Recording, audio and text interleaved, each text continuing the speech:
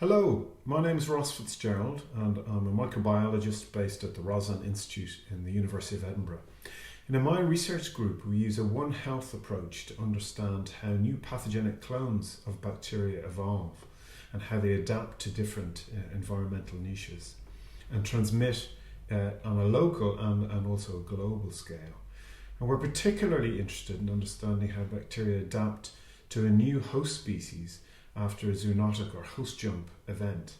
and what the mechanisms of adaptation are involved in that process and the key host pathogen interactions.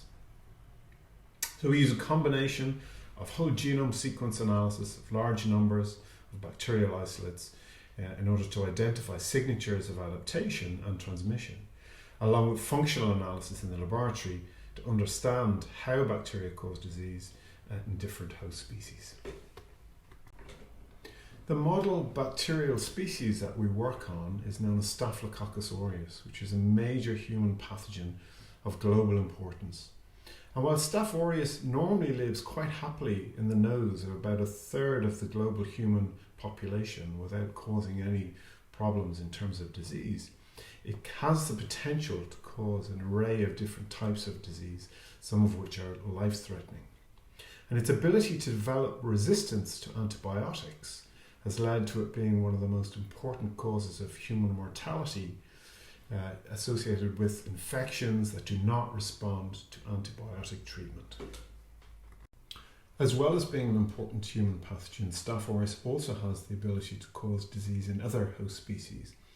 In particular, livestock infections such as mastitis in dairy cows, caused by intramammary infection of Staph aureus, are a major economic burden. Staph aureus also causes intramammary infections of small ruminants such as goats and sheep,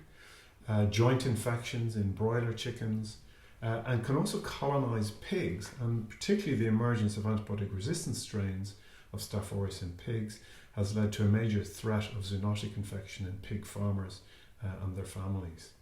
And Staph aureus has been isolated from a whole array of different other animal species, particularly in wildlife. And it's this remarkable capacity that Staph aureus has in jumping between host species and adapting to those species, their ability to cause disease, which has really driven our interest in understanding what the evolutionary and mechanistic basis is for this phenomenon. So we've used comparative genomic analysis to trace the evolutionary history of Staph aureus and identified numerous host switching events that have happened over the last several thousand years since domestication of animals by humans. And these host switch events are indicated by the arrows here, and the thickness of these arrows correlates with the number of host switching events that have occurred. So in particular, humans have been a donor for host jump events into cattle, and also we've seen the reverse of that, where cows represent a reservoir for new